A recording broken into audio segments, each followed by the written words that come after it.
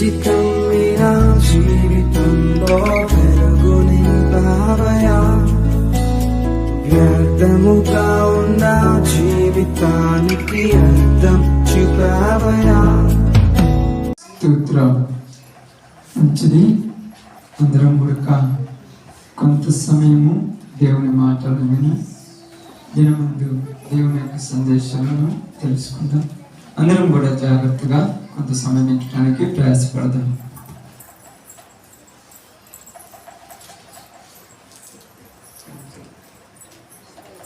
మంచిది. కూడి వచ్చిన అందరికి ప్రభునామములో శుభములు వందనములు తెలియజేస్తున్నాము. దేవుని యొక్క సన్నిధిలో ఉన్నటువంటి మనం కొద్ది మాటలు దేవుని వాక్యాన్ని ధ్యానించుకొని ప్రార్థన చేసుకొని దినమందు కూడికను ముగించుకుందాం. కూడి వచ్చిన వారందరూ దేవుని వాక్యం వినిచినప్పుడు శ్రద్ధగా ఆలకించడానికి ప్రయాసపడండి.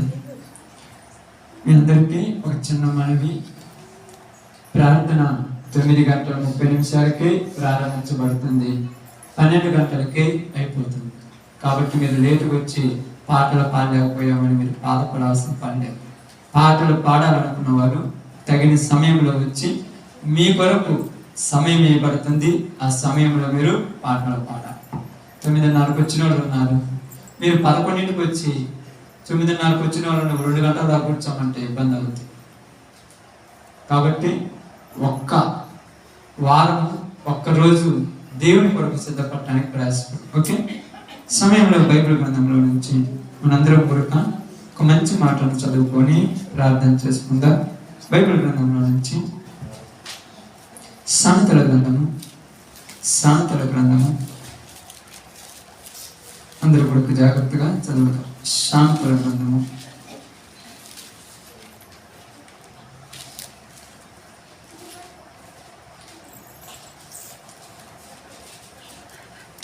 తీసారమ్మా. 4వ అధ్యాయము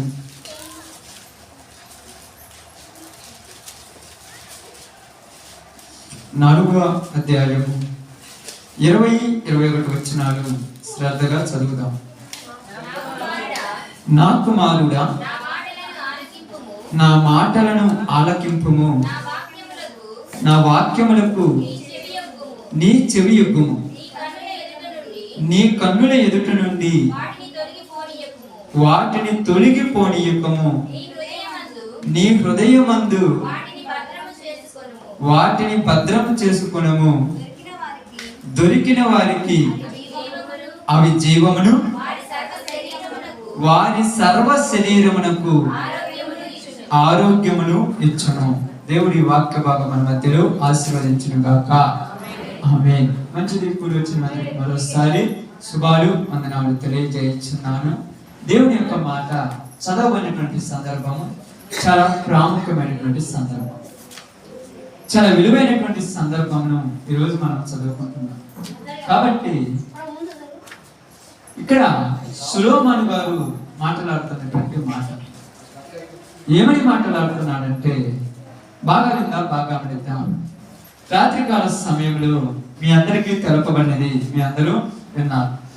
సొలొమోను గారి జీవితంలో అతను పాడైపోవటానికి గల కారణం ఏంటని చెప్పాము. దేవుని వాక్యమును చదవకపోవటము.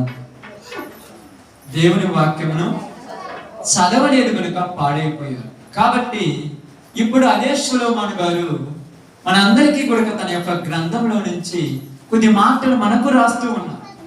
ఏమని రాస్తున్నాడంటే, నా కుమారుడా, బాగా వినండి, నా కుమారుడా, నేను నీకు చెప్పేది ఏమిటంటే ఈ మాటలు ఆలకింపు. అంటే నేను మాట్లాడుతున్న మాటలను ఆలకింపు. అంటే నేను మాట్లాడే మాటలు అంటే ఆయన మాట్లాడేది ఎవరి మాటలు? దేవుడు నాకు చెప్పిన మాటలను నేను మీతో చెప్తున్నాను. ఈ మాటలను మీరేం చేయాలి? ఆలకించాలి. ఆలకించడం అంటే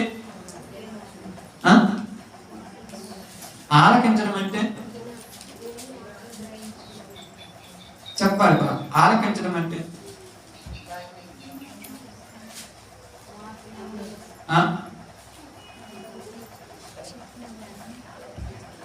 తెలియదా? అప్పుడు అప్పుడప్పుడు చాలా మంది అంటుంటాం కదా, నువ్వు చెప్పేవన్నీ నేను ఆలకిస్తున్నా అంటే, ఆలకించడం అంటే ఏంది? వింటమా? ప్రతిదీ లోపల దాన్ని ఏం చేస్తున్నాడు? ధ్యానిస్తున్నాడు. నా గురించి చుట్టూ చెప్తున్నావా, ఇలా చెప్తున్నావా, ఓకే చూద్దాం చూద్దాం, నేను తప్పు చేశానా, ఎప్పుడు చేస్తే అన్నావు నువ్వు, ఎప్పుడు చెప్తే నువ్వు చూసి నువ్వు, ఇది ఆలక లోపల నెమరేసుకుంటున్నాడు. వాడు పెట్టుకునే మొత్తం కూడా బాగా గుర్తు పెట్టుకుంటున్నాడు లోపల. మీరు అప్పుడప్పుడు చూడండి, మీ గురించి ఎవరైనా మాట్లాడుతుంటే మీరు గోడ చాటుని చూపెట్టి బాగా ఆలకిస్తుంటారు. మొత్తం దగ్గర అంటారు, ఇవన్నీ నేను ఎప్పుడు చేస్తే నువ్వు చూసినాను అంట. ఆలకించడం అంటే ఇది. వినటం వేరు, ఆలకించడం వేరు. కాబట్టి నేను మీకు చాలా సార్లు చెప్తాను, వాక్యమును మీరు ఏం చేయాలి? ఆలోచించాలి. వాక్యం చెప్తాను, వాక్యం చెప్పేటప్పుడు ఆలోచించాలి. అందుకే నేను బైబిల్ చెప్తాను, నా కుమారుడా నా మాటలను ఆలకించుము, నా వాక్యముకు నీ చెవి యొక్కము. నీ చెవి నా వాక్యానికి. పక్కనతో మాట్లాడటానికి నీ చెవులు ఇవ్వాల్సింది.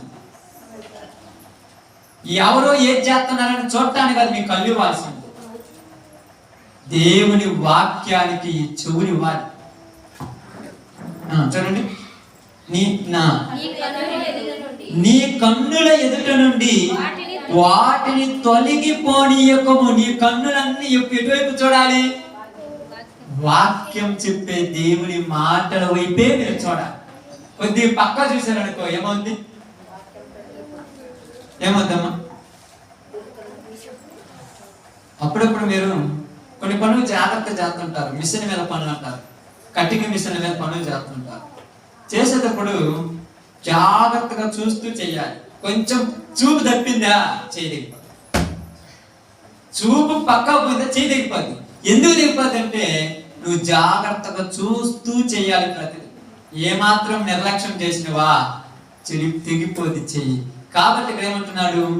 నీ మాట వైపు చూడండి, నీ కన్నుల ఎదుట నుండి వాటిని తొలగిపోనీయకము. నీ కన్నుల ఎదుట నుండి నువ్వు ఎక్కడ పోయినా నీ కళ్ళ ముందు ఏం కనపడాలి?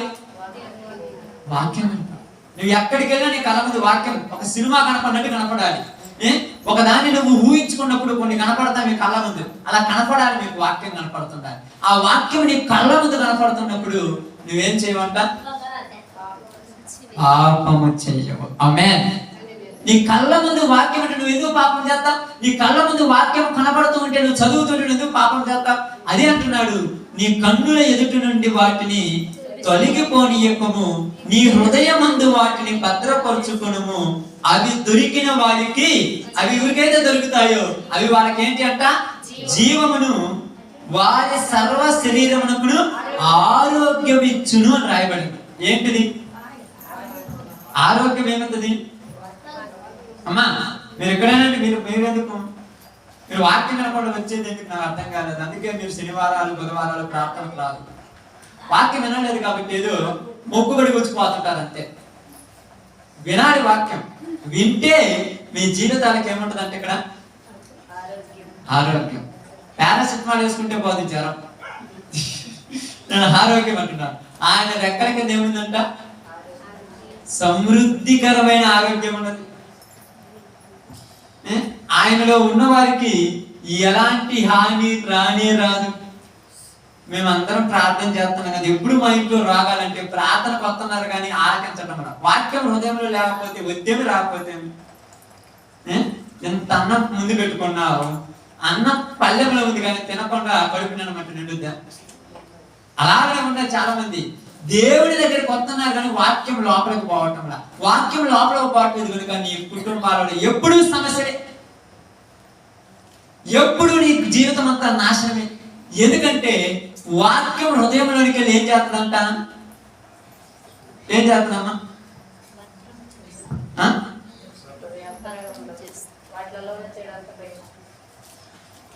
ఏం చేస్తుంది వాక్యం లోపలికి వెళ్ళినప్పుడు? తెలుసు, ఎవరికైనా ఆలోచించండి.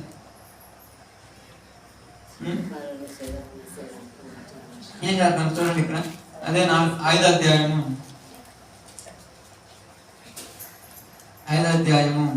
12వ వచనం. ఏం చేస్తుందో లోపల పోయి చూద్దాం.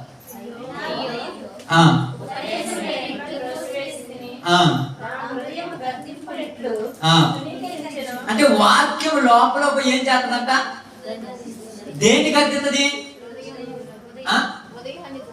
నీ లోపల ఉన్న హృదయాన్ని గద్దెత్తది. హృదయాన్ని గద్దెత్తది. నీ హృదయంతో చెప్పొద్ది, నువ్వు ఆలోచించేది మంచిది కాదు, నువ్వు ఆలోచించేది చెడపలంపు, నువ్వు చేసేది చెడ్డు, నీలో వ్యసనం ఉంది, నీలో అసూయ ఉంది, నీలో ఎదురు వాళ్ళు చెడిపోవాలనే కోరిక నీలో ఉన్నాయి, ఇవన్నీ వద్దు.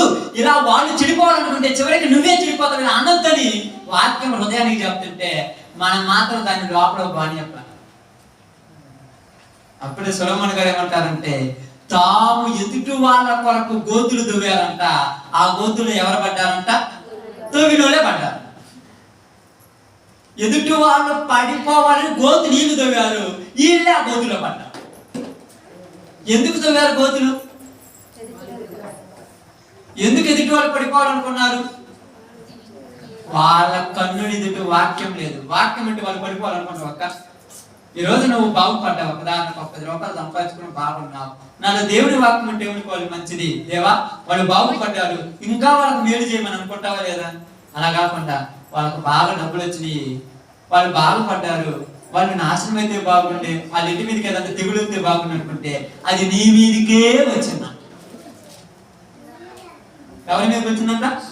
అంటే హృదయం లోపలకు వాక్యం వెళ్ళి హృదయాన్ని ఏం చేస్తుంది? గద్దిస్తుందంట. ఏమని గద్దిస్తుంది? నువ్వు చెడు చేస్తున్నావు.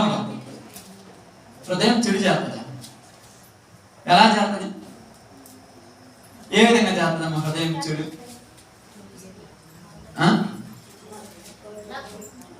చెప్పాలి, ఏ విధంగా చేస్తుంది హృదయం చెడు?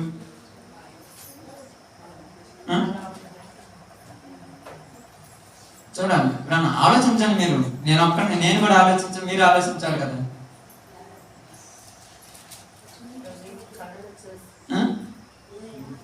బైబిల్ గ్రంథంలో చూద్దాం, సామెతల గ్రంథంలో నుంచి ఒకసారి చూద్దాం. సామెతల గ్రంథం తీసారమ్మా? సామెతల గ్రంథం జాగ్రత్త, కొంత సమయం.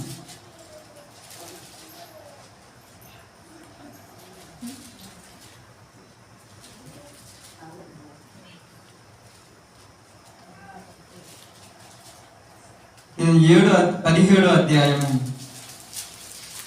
17వ అధ్యాయము 22వ వచనం. సంతోషము గల మనసు ఆరోగ్యానికి కారణము. ఏ మనసు అంట? నలిగిన మనసు. నీలో ఉన్న ఎముకలను ఏం చేస్తాయంట? ఎండిపోయేటట్టు చేస్తాయంట. ఏ మనసు? నలిగిన మనసు. మనసు ఎందుకు నలిగిపోద్ది? మనసు ఎందుకు నలిగిపోద్ది? ఇప్పుడు చెప్పాలి, మీరు బాగా గమనించి ఆలోచించండి. మనసు ఎందుకు నలిగిపోద్ది? ఇంకా మనసు ఎందుకు నలిగిపోతామా? వాక్యం లేకుండా అంటే ముందు వాక్యం లేదు, లేని వాళ్ళ మనసు ఎందుకు నలిగిపోతాయి? ఏమని ఆలోచిస్తారు? ఏం ఆలోచిస్తారు? ఎప్పుడు ఒకళ్ళ మీద పడి సత్తది మనసు. వీళ్ళ గురించి అసలు ఆలోచన. ఎప్పుడు పక్కన వాళ్ళ మీద పడి సావటం ఈ మనసుకి. ఈ మనసు పక్కన వాళ్ళ మీద అసూయపడి ఈ అసూయ వల్ల ఈ మనిషికి ఏమవుతుందంట? మనస్సు నలిగిపోయింది. మనస్సు నలిగిపోవటం వల్ల ఎముకలు ఎండిపోయినాయి. ఎముకలు ఎండిపోవటం వల్ల ఎప్పుడూ మంచం మీదే. ఏంటంటే బాగలేదు. ఏ రోజు బాగున్నా? నీ జీవితంలో ఎప్పుడన్నా బాగున్నావా?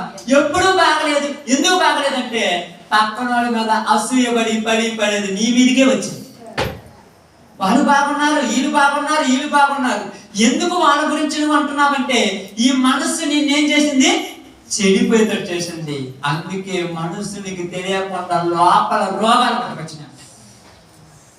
రోగం, ఇది రోగం. ఈ రోగం మీకు అప్పుడప్పుడు చెప్తా చూడండి. ఏ జబ్బునైనా మందుతో దాన్ని చంపేయొచ్చు, కానీ ఈ జబ్బును మాత్రం దేంతో చంపడం. ఇది ఒక జబ్బు. ఈ చెప్పినప్పుడు బాగానే ఉంటారు, మళ్ళా యథాస్థితి అదే పని. ఎందుకంటే అసూయ వలన ఏమవుతుందంట, మనస్సు ఏమైపోద్ది, నలిగిపోతుందంట. ఇప్పుడు చూడండి 5 అదే సామెతల గ్రంథము 14వ అధ్యాయము ఒకసారి 30 వచ్చిన కూడా చదవండి. సాత్వికమైన మనస్సు శరీరమునకు జీవము, మత్సరము ఎముకలకు కుళ్ళు. మత్సరం అంటే తెలుసా? మత్సరం అంటే ఏందమ్మా? చెడ్డ కళ్ళు అని అర్థం. చెడు కళ్ళు అంటే చెప్పండి మీరు, ఆలోచన. మీకు అది తెలియకపోతే ఇబ్బంది. చెడు కళ్ళు అంటే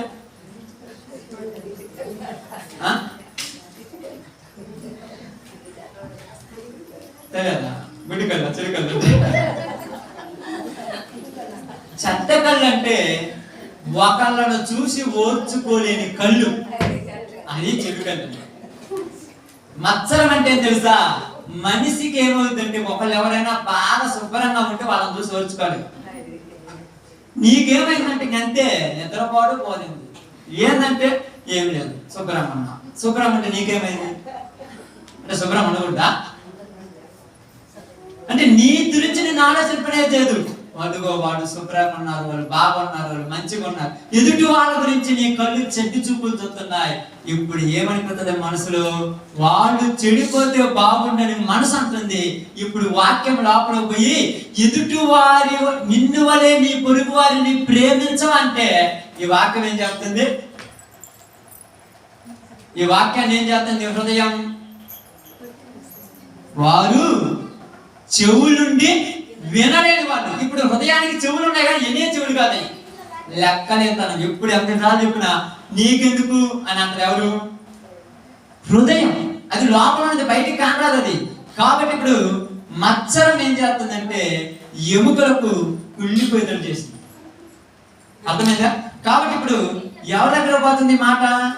ఎవరి గురించి మాట్లాడుతున్నాం మనం? ఇప్పుడు ఎవరి గురించి మాట్లాడుతున్నామమ్మా? ఆమేన్. సొలొమోను గురించి.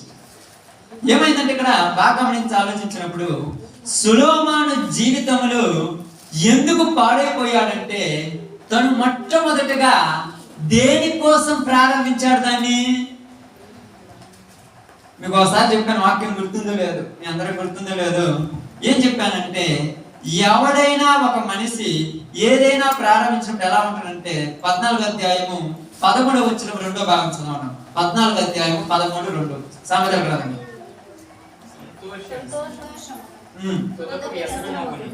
సంతోషము తుదకు అంటే ఎదుటి వాళ్ళు సంతోషపడుతుంటే ఈడేమనుకున్నాడు? నేను సంతోషపడాలనుకున్నా. సంతోషం కోసం ఏం చేశాడు? ఏం చేశారమ్మా సంతోషం కోసం? సంతోషం అంటే ఏంటి చెప్పండి? సంతోషం అంటే ఏంటిది తెలియదా? సంతోషము తుదకు అంటే చివరికి ఏమవుద్ది? వ్యసనముగా మారిపోయిందంట. సొలొమోను కొడుక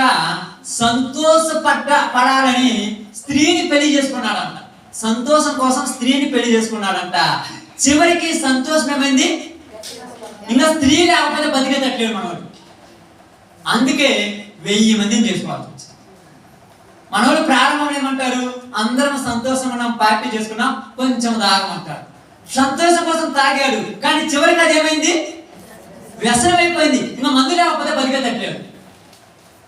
ఏదో కాలక్షేపంలో నలుగురు ఇంటికి వచ్చారు, సంతోషం కోసం కొద్దిగా టీవీ చూస్తారు, తప్పలేదు, సంతోషం అని చూస్తున్నారు. అది చివరికి ఏమైంది? వ్యసనముగా మారిపోయింది.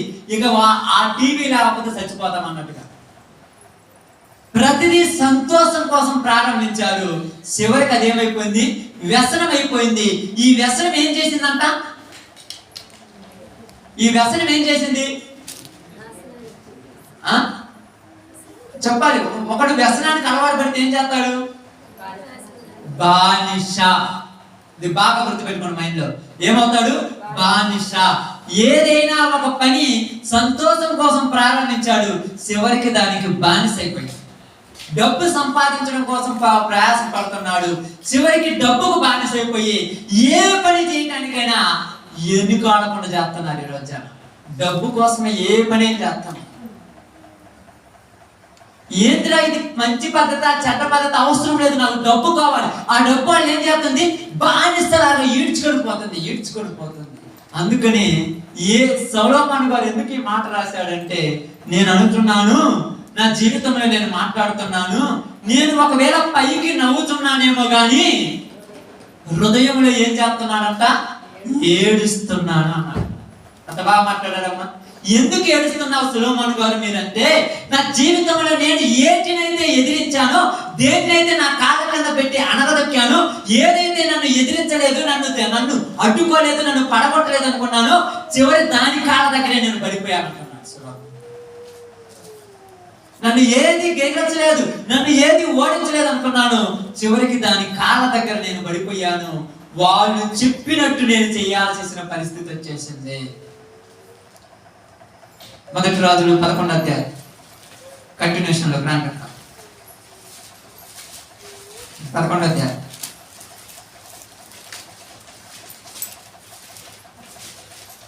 8వ వచనం. తమ దేవతలకు ధూపము వేయుచు బలిని అర్పించుచుండిన పరస్త్రీలైన తన భార్యల నిమిత్తం ఎవరి కోసం చేస్తున్నాడు ఇప్పుడు సొలొమోను? ఇది ఏం చేశాడమ్మా? పై వచ్చిన చదవండి, ఏం చేశాడు చూడండి, ఏం చేశాడు? పై వచ్చిన చదవండి. సొలొమోను కెమెసు అను మోయాబీల హేయమైన దేవతకును, ఒలెగు అను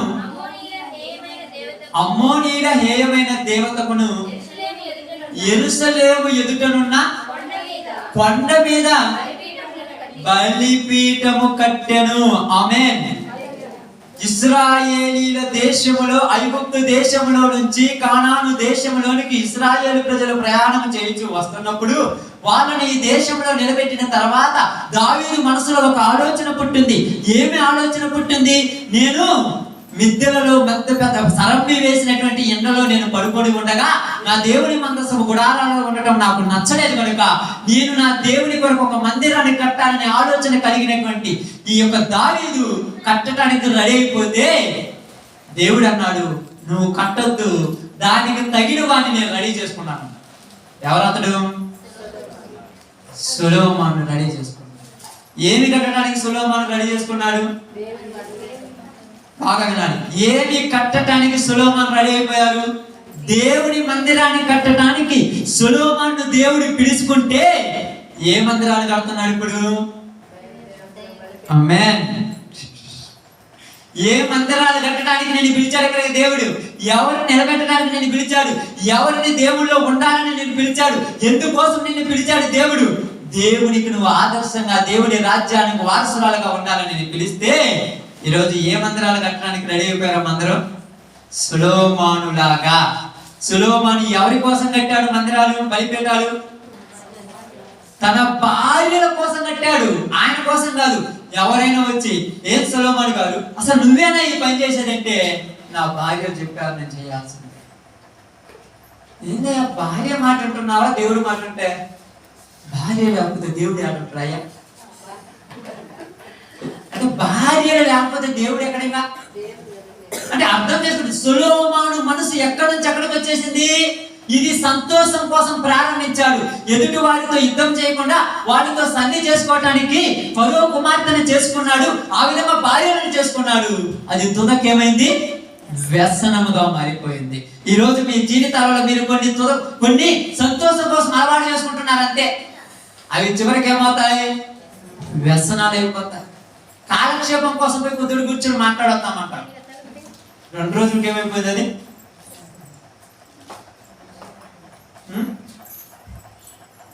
వ్యసనముగా మారిపోయింది.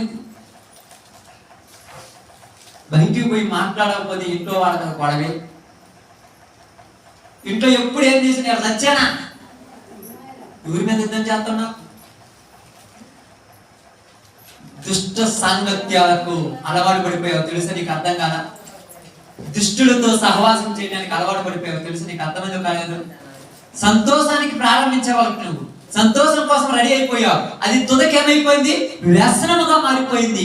ఈ వ్యసనం ఎలాంటిదంటే, ఒక తాగుబోతోడు, ఒక తిరుగుబోతోడు దాంట్లో నుంచి బయటికి రావడం ఎంత కష్టమో, ఈ రోజు నీకున్న అలవాట్ల నుంచి నువ్వు బయటికి రావడం అంతే కష్టం. నువ్వు రావాలనుకుంటావా?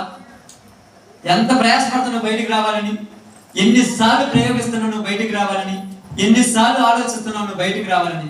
కానీ రాగలుగుతున్నావు, రాలేకపోతున్నావు? చెప్పమ్మా, రాగలుగుతున్నావు, రాలేకపోతున్నారా? ఎందుకు రాలేకపోతున్నారు? ఎందుకు రాలేకపోతున్నారంటే చూడండి, ఇప్పుడు ఇది ఏం చేసిందంటే సొలొమోను చేత, చూడండి దినవృత్తాంతం మొదటి గ్రంథం, సొలొమోను చేత ఏం చేయించింది పని మనం చూద్దాం. దినవృత్తాంతం మొదటి గ్రంథం తీశారు 28వ అధ్యాయం. దినవృత్తాంతంలో మొదటి గ్రంథం 28వ అధ్యాయం. ఉన్నదా లేదా? ఉన్నదా లేదమ్మా? మంచిదే, లేకపోతే ఇబ్బంది. కొన్నిసార్లు కొంతమంది కూడా అదే చెప్తారు తెలుసా, నాకు దేవుడు రాత్రి కల్లో కనపడి, బాగండి, రాత్రి కల్లో కనపడి ఈ వాక్యం చెప్పమన్నాడు. ఏ వాక్యము? యోనా గ్రంథము 9వ అధ్యాయం 3వ వచనం. యోనా గ్రంథంలో ఎన్ని అధ్యాయాలు ఉన్నాయి తెలుసా? 9వ అధ్యాయం 3వ వచనం. 9వ అధ్యాయం ఉంది అంటే దేవుడు కనపడి ఏంది లేనిపోవచ్చని చెప్పించాడు. నాకు అర్థం కాదా? ఉంటుంది చూడండి అంటే అది లేకపోతే వేడ చూస్తావు. ఆ ఉన్నది తీయనంటున్నాడు. లేదయ్యా స్వామి, ఆ ఉన్నది 4 అధ్యాయాలు లేవు అధ్యాయాలంటే 9 ఉండొచ్చు. రాత్రి దేవుడు నాకు ఎందుకు చెప్పాడంటే, దేవుడు కాదు చెప్పింది, నువ్వు ఊహించుకుంటున్నావు. అట్లా మీకు అర్థం కావట్లా బైబిల్ బాగా. చూడండి దినవృత్తాంతంలో మొదటి గ్రంథం 28వ అధ్యాయము 9వ వచనం ఒకసారి చదవండి. సొలొమోనా, నా కుమారుడా, నీ తండ్రి యొక్క దేవుడైన యెహోవా అందరి హృదయములను పరిశోధించువాడును, ఆలోచనలన్నిటినీ సంకల్పములన్నిటినీ ఎరిగిన వాడునై ఉన్నాడు. నీవు ఆయనను తెలుసుకొని హృదయపూర్వకముగాను మనపూర్వకముగాను ఆయనను సేవించుము. ఆయనను వెదికిన ఎడల ఆయన నీకు ప్రత్యక్షమగును. నీవు ఆయనను విసర్జించిన ఎడల ఆయన నిన్ను నిత్యముగా త్రోసివేయును. నా కుమారుడైన సొలొమోనా, నేను నీకు ఒక మాట తెలియజేస్తున్నాను. ఏమని చెప్తున్నాడంటే, నీ తండ్రి దేవుడైనటువంటి యెహోవా మాటను జాగ్రత్తగా విను అన్నా.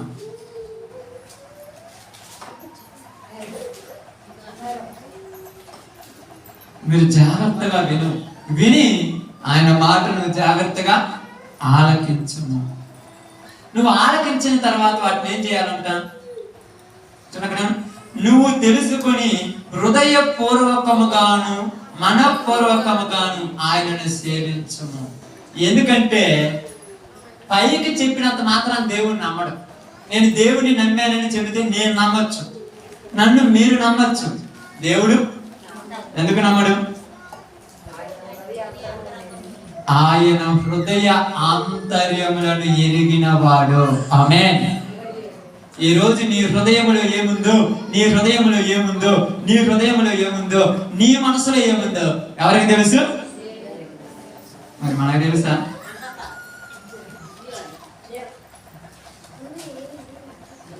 మరి మనకు తెలుసమ్మా? బాగా అర్థం చేసుకోండి. ఎవరికి తెలుసు? దేవుడికి తెలుసు. హృదయం పై మనసుకు తెలుసా?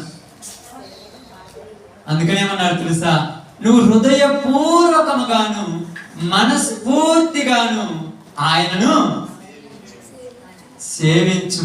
సేవించకుండా ఒకవేళ నువ్వు ఆయన విసర్జించావా, నువ్వు ఆయన మాటలు త్రోసివేసావా, ఆయనే నిన్నేం చేస్తాడంట? నిత్యముగా త్రోసివేయును. నిన్ను ఆయన నెట్టేస్తాడు. వద్దు, ఎక్కడ ఉండకుండా పరిశుద్ధులతో సహవాసంలో నిన్ను ఉండకుండా నిన్ను ఆయన నెట్టేస్తాడు. అందుకనేమన్నాడు తెలుసా? నీవు జాగ్రత్తగా ఉండమని దావీదు సొలొమోనుతో చెబితే సొలొమోను ఎలా మారిపోయాడమ్మా? దేవుడు చెప్పిన మాటలను తృణీకరించాడు. చాలా మంది అనుకోవచ్చు, దావీదు కూడా తప్పు చేసిండు కదా, దావీదు కూడా పాపం చేసిండు కదా, దావీదు పాపం చేశాడు, నేను కాదనట్లేదు. ఇక్కడ ఉన్న ఎవరు కూడా మంచోళ్ళం కాదు, అందరము తప్పులు చేసిన వాళ్ళం కాదనట్లేదు. కానీ నాతాను ప్రవక్త దావీదు దగ్గరికి వచ్చాడు. దావీదు దగ్గరికి వచ్చిన తర్వాత నాతాను ప్రవక్త ఏమన్నాడు దావీదుతో? ఒక చిన్న కథ చెప్పారు. ఏం చెప్పాడమ్మా? ఒక కథ చెప్పారు. ఈ కథ చెప్పగానే వెంటనే దావీదు ఏమని సమాధానం ఇచ్చాడు? అట్టటోడు నిత్యంగా మరణానికి పాత్రుడు, అది ఎవడో వాడు మరణానికి పాత్రుడు, వాడిని ఎమ్మటే చంపేస్తే బాగుండాను. కానీ నాతానేమన్నాడు? ఆ మనుష్యుడు నీవే. ఇప్పుడు దావీదు ఆ మాటల తర్వాత కీర్తనల గ్రంథము 51వ అధ్యాయము, కీర్తనల గ్రంథము 51వ అధ్యాయము, కీర్తనల గ్రంథము 51వ అధ్యాయము 10 నుంచి జాగ్రత్తగా చదవండి. దేవా నా యందు శుద్ధ హృదయమును కలుగజేయుము, నా అంతరంగములో స్థిరమైన మనస్సును నూతనముగా పుట్టించుము. నీ సన్నిధిలో నుండి నన్ను త్రోసివేయకము, నీ పరిశుద్ధాత్మను నా యొద్ద నుండి తీసివేయకము. నీ రక్షణ ఆనందమును నాకు మరలా పుట్టించుము. సమ్మతి గల మనస్సు నాకు కలుగజేసి నన్ను దృఢపడుచుము. ఏమని ప్రార్థన చేసిండక్క? ఎప్పుడు రాశాడు ఆ కీర్తన? 51 చిన్న అక్షరాలతో రాయబడి పైన ప్రధాన గాయకునికి దావీదు బత్షెబా వద్దకు వెళ్ళిన తర్వాత నాతాను ప్రవక్త అతని వద్దకు వచ్చినప్పుడు అతడు రక్షించిన కీర్తన. ఎవరు రక్షించాడు ఈ కీర్తన? ఎప్పుడు రక్షించాడంట? దావీదు బత్షెబా వద్దకు పై వెళ్ళాడు, తప్పు చేశాడు. తప్పు చేసిన తర్వాత ఎవరు వచ్చాడు దావీదు దగ్గరికి? ప్రవక్త వచ్చాడు. ప్రవక్త వచ్చి దావీదుతో ఈ మాట మాట్లాడాడు. ఈ మాట మాట్లాడితే ఇప్పుడు మీరు ఏమంటారు చెప్పండి అమ్మా? ఇంతలా రేకుల కింద మీరు కళ్ళు మూసుకుంటున్నట్టే మీకు దండం పెట్టాలి. ఎందుకంటే పాతాళం మంచిది, అక్కడ కాలుతారు కదా. అమ్మ మీరు అనుకుంటున్నారు నిద్ర రాలేదు, నిద్రపోయి లేకపోతే నాకు అనుకుంటున్నారు. మీరు వెనక పక్క చూస్తారా, నేను ముందు చూస్తాను. అంటే నేను ఎందుకు చెప్తానంటే మీ ఇష్టం, నాకు అవసరం లేదు. వినేవాళ్ళు కొంతమంది ఉన్నారు కదా, వాళ్ళని చూసి మీరు డిస్టర్బ్ అయిపోతారు. నా బాధ ఏమంటారు ఇక్కడ? నాతాను ప్రవక్త దావీదు దగ్గరికి వెళ్ళి చెప్పాడు. ఏమని చెప్పాడు? ఇది తప్పయ్యా, ఇది తప్పు అన్నాడు. తప్పు అన్న తర్వాత వెంటనే దావీదు ఏం చేశాడు? నేను రాజును, నాకే చెప్తావా యంత్రాన్ని కొని కత్తితో నరికాడా? నాతానికి ఏమైనా పేరు పెట్టాడా? నువ్వు పెద్ద మంచోడు అయ్యా, నువ్వు నాకు చెబుతున్నావు ఏమన్నా అన్నాడా? బుద్ధి తెచ్చుకొని లోపల పోయి ప్రార్థన చేస్తున్నాడు. ఏమని ప్రార్థన చేస్తున్నాడు చూడండి ఇక్కడ. అప్పుడు చూడండి ఇక్కడ రండి. దేవా నా యందు శుద్ధ హృదయమును కలుగజేయుము. నా హృదయం ఏమైంది? నా హృదయము చెడిపోయింది. దాన్ని ఏం చేయాలి? శుభ్రము చెయ్యి అన్న. శుభ్రం చేయాలంటే ఏం చేయాలక్క? శుభ్రం చేయాలంటే ఏం చేయాలి? మీ ఇల్లు మురికి పట్టుకుంది, శుభ్రం చేయాలంటే ఏం చేయాలి?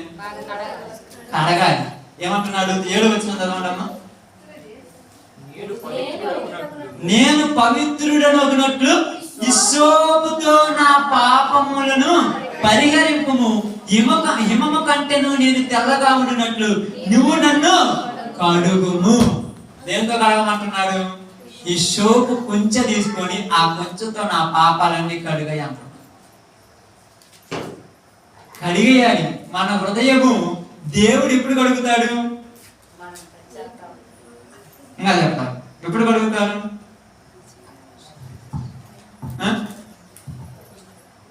ఉదాహరణకు ఇప్పుడు మా ఇల్లు ఉంది. మా ఇంట్లో ఉదయాన్నే అన్నము కూర వండి పెట్టాను. వండి పెట్టిన తర్వాత తినేసాము. తిన్న తర్వాత పాత్ర కడగమని మిమ్మల్ని అడగని చెప్పాను అనుకోండి, మీరు ఎప్పుడు కడుగుతారు? నేను మీకిస్తే కడుగుతారు, లేకపోతే మీరు వచ్చి కడుగుతారా? ఇప్పుడు దేవుడు కూడా మన హృదయాన్ని కడగాలంటే మన హృదయం ఎవరికి ఇవ్వాలి? ఆయనకి ఇచ్చేయాలి. సులోమన్ ఇచ్చాడా? ఎందుకు ఇవ్వలేదు? ఇప్పుడు చెప్పాలి. సొలొమోను దేవునికి హృదయం ఎందుకు ఇవ్వలేదు? హృదయం దగ్గరికి వాక్యం వస్తే దాన్ని ఏం చేశాడు? తృణీకరించాడు. అవసరం లేదు, నా హృదయం ఎవరికి ఇచ్చానంటున్నాడు ఆయన. ఆమేన్. ఎవరికి ఇచ్చాడమ్మా? నా భార్యకి ఇచ్చేసాను, వాళ్ళ చేతిలో ఉంది, నా వల్లగా తీయటం అంటున్నాడు. ఇప్పుడు మన హృదయాలు ఎవరి చేతుల్లో ఉన్నాయి? ఎవరికి ఇచ్చారు మీ హృదయాలు? మీరు డబ్బుక, వ్యసనాలక, అబద్ధాలక, బూతు మాటలక, ముచ్చటలక, వ్యర్థమైన పనులు బాటలక మీ హృదయాన్ని ఇచ్చేసింది? చెప్పండి. ఇప్పుడు అది నీ కాడికి వచ్చి చెబుతున్నా నాకు కాదులే చెప్పినట్టుగా తృణీకరించినటువంటి సొలొమోనులా ఉన్నాం అందరం. చెప్పేది మాకు కాదులే అన్నట్టుగా ఉన్నాం మనం. దావీదేమన్నాడు? దేవా, నా హృదయమును హిస్సోపుతో అను సబ్బుతో నన్ను శుభ్రముగా కడుగయ్యా. నా హృదయం నీకు ఇస్తున్నాను ప్రభా, నన్ను కడుగు.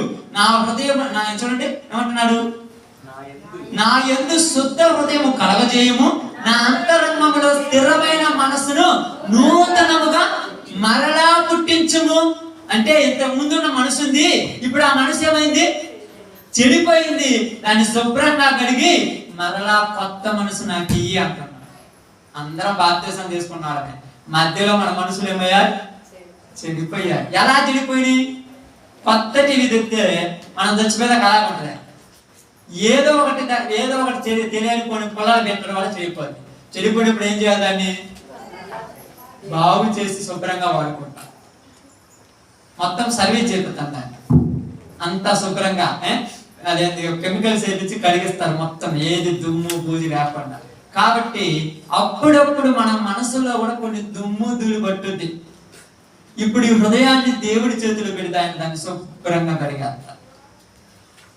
శుభ్రంగా కడుగుతాడు అంటున్నారు చూడండి. నూతనముగా మరలా ఇప్పుడు కొత్త మనసు కలగాలి మనలో. పాత దాన్ని కొట్టుకొని ఆడాడుతున్నారని అర్థం కాదు. 2012 సంవత్సరంలో జరిగిందో, 2018లో జరిగిందో, 2022లో జరిగిందో, నిన్నగా మన గుర్తొచ్చింది నీకు నాకు అర్థం కాదు. గుర్తు రావచ్చా? అంటే నీలో ఏ హృదయం రాలా? నూతన హృదయం రాలా. పాత హృదయాన్ని కడిగినట్టు కవరింగ్ చేసుకొని పెట్టుకున్నావు. వచ్చి టీవీ ఆన్ చేస్తా అవుతాక ఇప్పుడు అమ్మటి మలుగురు దగ్గర తీసుకెళ్తావు. రిపోర్ట్ చేసిన దగ్గర పోయి ఏందయ్యా బొమ్మ రాలేదంటే వాడు ఏమంటారు తెలుసా? నేను టీవీని ఉప్పదీస్తుంటే ఉప్పదీయన్నాను, మరి ఉప్పదీయమని ఎట్లా బాగా చేశాను? పైపైన బాగా చేస్తే బొమ్మ అవుతుందా? పైపైన ఏం చేస్తాము? గుడ్డ తీసుకుని శుభ్రంగా తుడిసినంత మాత్రం లోపల బొమ్మ అవుతుందా? లోపల ఉప్పదీయాలి. మదర్ బోర్డు ఉంటుంది, చిప్స్ ఉంటాయి, కొన్ని కాయల్స్ ఉంటాయి. చెడిపోయిన కాయలు తీసి పక్కన నెక్కి మంచి కాయలు వేస్తాడు. ఎందుకంటే ఆ కాయలు ఉంటే ఆ టీవీ ఏమవుద్ది? రాదు. ఇప్పుడు ఆ కాయలు ఏం చేస్తున్నాడు? తీసేస్తాడు. మళ్ళా దాని స్థానంలో వేరే కాయలు వేస్తాడు. మీకు తెలుసో తెలియదు. ఇప్పుడు టీవీలో కన్నీ కూడా చిప్స్ వచ్చాయి, కానీ ఇంతకుముందు అయితే ఇంత కాయలు ఉంటాయి, ఇంత పొడుగు ఇంత అవి ఏం చేసేవాళ్ళు అంటే ఏది చెడిపోద్దో అది తీసేసి వాడు కొత్తది వేస్తాడు. కొత్తది వేసినప్పుడు ఇప్పుడు పాతదైనటువంటి రిమార్క్ ఆ యొక్క ఆ నలకలు రావటం కానీ, ఆ బోసరు ఉండటం కానీ, గరగర అనేది అది తీసేసిన తర్వాత వస్తాయా? అదే తీసేయకుండా దాన్ని అక్కడ చేసి పెట్టిననుకో మళ్ళా వస్తాయిగా. అందుకని ఇక్కడ ఏమంటున్నాడంటే నా హృదయములను శుద్ధ నూతన మనస్సు మరలా పుట్టించుము. ఎందుకంటున్నాడు చూడండి. దేవ, నా యందు శుద్ధ హృదయం కలుగజేయము, నా అంతరంగములో స్థిరమైన మనసును నూతనముగా పుట్టించుము. ఇంతకు ముందున్న మనసు ఎలాంటిది? అస్థిరమైనది, చిన్నదానికి పెద్దదానికి అనుమానాలు. మనకు ఎంతో ముందున్న మనసు. ఇప్పుడు కొత్త మనసు వచ్చిందనుకో అవి ఉండకూడదు. మరి ఇప్పుడు ఉన్నాయనుకో ఇంకా మనలో కొత్త మనసు రా. చూడండి తర్వాత ఏమన్నాడు? 11 నీ సన్నిధిలో నుండి నన్ను త్రోసివేయకము, నీ పరిశుద్ధాత్మను నా యొద్ద నుండి తీసివేయకము, నీ రక్షణ ఆనందము నాకు మరలా పుట్టించుము. మరలా అంటున్నాడంటే మధ్యలో నేను దాన్ని ఏం చేశాను? పోగొట్టుకున్నాను. ఎన్నిసార్లు పోగొట్టుకున్నారో మీరు? ఎన్నిసార్లు పోగొట్టుకున్నావు? ఉరియా భార్య అయిన బత్షెబా విషయములో తప్ప దావీదంతటి యథార్థపరుడు ఒక్కడును లేడు రాయబడిన బైబిల్. ఆ ఒక్క విషయంలో తప్ప. కాబట్టి ఈరోజు మనకు కూడా ఏమంటున్నాడంటే నాతాను ప్రవక్త దావీదు దగ్గరకు వచ్చి చెప్పిన తర్వాత దావీదు మనసు మారింది, కానీ సొలొమోను దగ్గరికి దేవుడే వచ్చి చెప్పిన మాట. సొలొమోను దగ్గరికి దేవుడే వచ్చి చెప్పాడు, ఏ సొలొమోను, నువ్వు చేసేది మంచి పద్ధతి కాదు, నువ్వు చేసేది మంచి అలవాటు కాదు, వాటిని మానుకో, వాటిలో నుంచి బయటికి రమ్మనగానే ఇప్పుడు పోయి ఎక్కడ కడుతున్నాడమ్మా బలిపీఠాలు? పెద్ద కొండ మీద అందరూ చూస్తుండగా కొండ మీద రెడీ చేశాడు. వచ్చారు ప్రవక్తలు ఉంటారు కదా, అట్టోళ్ళు ఇట్టోళ్ళు, మీరు అంటారు ఏందయ్యా నువ్వే దేశాన్ని పరిపాలిస్తున్నా, నువ్వే ఇలా కట్టడం కరెక్టా అంటే ఇప్పుడు ఏమంటున్నారంట? ఏమంటున్నాడమ్మా? ఏమన్నాడు చెప్పండి, మీరు చెప్పి తెలిసి చెప్పాలి, తప్పేం లేదు. ఏమన్నాడు?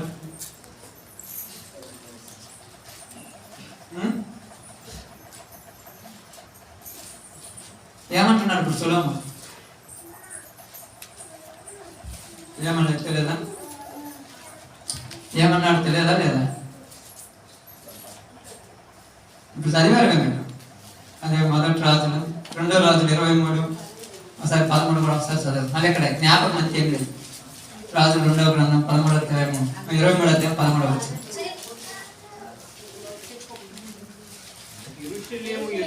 యెరూషలేము ఎదుటను హేయమును పర్వత కుడిపార్శ్వమందు అస్తారోతు అను సీదోనీయుల విగ్రహమునకు, కెమోసు అను మోయాబీల విగ్రహమునకు, మిల్కోము అను అమ్మోనీయుల విగ్రహమునకు ఇశ్రాయేలు రాజైన సొలొమోను కట్టించిన ఉన్నత స్థలములు అన్నాడు. ఎవరు కట్టించాడు? ఎవరి కోసం కట్టించాడు?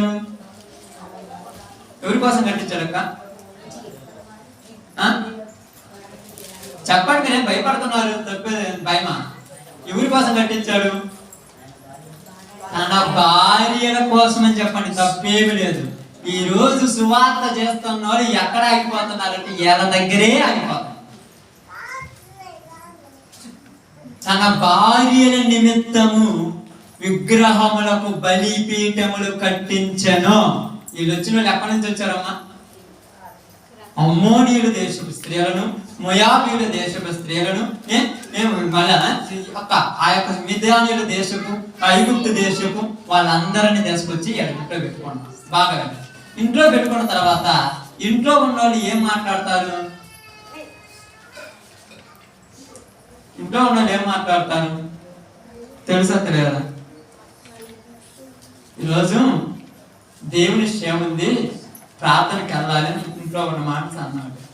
పక్కన ఉన్నామన్నది మా అమ్మ వాళ్ళ ఇంట్లో వాళ్ళు ఒక దేవతకు వ్రతం పెట్టుకుంటున్నారంట, మనమేం చెయ్యొద్దు, వాళ్ళకి పోయొద్దామురా అన్నది. పోవాలా వద్దా? ఇటేమో ప్రార్థన పోవాలంటే దేవా పోయాలంటే ఏడ మాత్రం ఏమడుగుతుంది, ఇటు పోతుంటే ఆయన ఏమనుకోవట్లేదు. ఇప్పుడు ఎటు పోయాడు సొలొమోను? ఇప్పుడు వ్రతాలు చేయడానికి వెళ్ళిపోయాడు. కట్టాడు, బలిపీఠాలు కట్టాడు కనుక బుద్ధి కలగడానికి మనం చెప్తున్నాడు, నీ హృదయం దగ్గరికి దేవుడు వాక్యం వస్తే ఎవరినైనా విడిచిపెట్టడానికి రెడీగా అన్నాడు. ఎవరైనా కానీ ఎవరినైనా, నేను అప్పుడప్పుడు చెప్తుంటాను, నా భార్య అయినా నా బంధువులైనా ఎవరు అడ్డం వచ్చినా వదిలేయాలంటే వాళ్ళ మాటలేని సేవను వదిలిపెట్టడం మీద నాకు అర్థం కాల, వాళ్ళ కోసం పరిచర్యను పక్కన పెట్టేయడం మీద నాకు అర్థం కాల, వాళ్ళ కోసం సేవ చేయకుండా మేము మీతో సంబంధం లేదని చెప్పుకోవడం మీద నాకు అర్థం కాకుండా, అంటే సొలొమోను లాగా ఇల్లు పాడైపోయిందిగా. ఇప్పుడు ఎవరు మారాలి, ఎవరు మార్చాలి?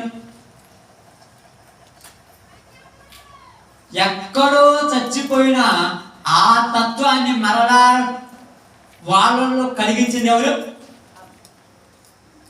ఎవరు? వాళ్ళు వచ్చి కలిగించారు సొలొమోనులోకి వచ్చి. ఇదంతా కరెక్ట్ కాదని నేను అనుకున్నాను. ఇప్పుడు మళ్ళా అదే కరెక్ట్ అని నేను పోయాలంటే ఎవరు మార్చారు నన్ను? నా భార్యగా మార్చుంటాను. భార్య అంటే ఏంటిది? నీవు దేనికైతే బానిస అయిపోతావు అదే నీది. మారిపోయారు ఇప్పుడు జనాలంతా. దైవజనులు కూడా కొద్ది రోజులు మేము ఎంతైనా చేస్తాం, ఏదైనా చేస్తాం అంటే ఇంట్లో పరిస్థితులను బట్టి పిల్లలు చెప్పిన మాట ఏం లేదు, అందుకే మేము కూడా లొంగిపోవాల్సి వచ్చింది. ఇంకా దేవుడు ఇప్పుడు దేవుడు అంత నటన పోటకమా అందుకే దేవుడు ఏమన్నాడు తెలుసా?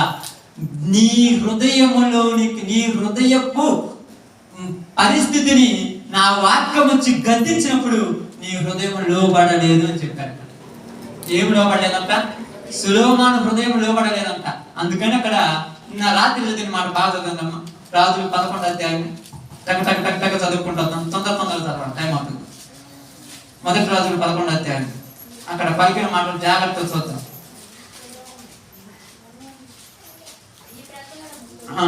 11వ అధ్యాయం చదువుకుంటాను ప్రారంభం నుంచి.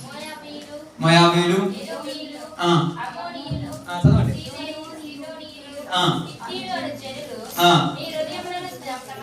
మీ హృదయములను తన దేవతల తట్టు తిప్పుదురు కనుక వారితో సహవాసం చేయకూడదని, వారు మీతో సహవాసం చేయకూడదని యెహోవా ఇశ్రాయేలీయులకు సెలవించి ఉన్నాడు.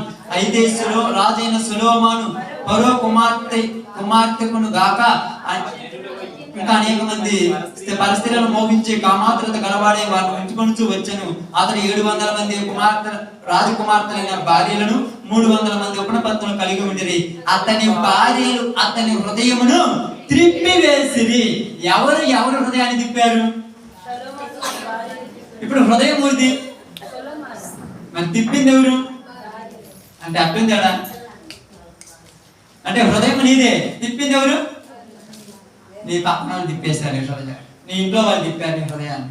ఎలాగంటే మీకు అర్థం కావడానికి, నువ్వు టీవీవి, రిమోట్ ఆడింది, మరి నువ్వు టీవీ రిమోట్ లేకుండా ఉపయోగం ఉండదా? మరి టీవీ నువ్వు, కానీ నీ లోపల ఉన్నటువంటి తత్వాన్ని మొత్తాన్ని మార్చాలంటే ఛానల్ వారు మారితే మారిపోతుంది. భార్యలు సొలొమోను హృదయమును త్రిప్పివేసిరి. అప్పుడు ఏమైందని చూడండి.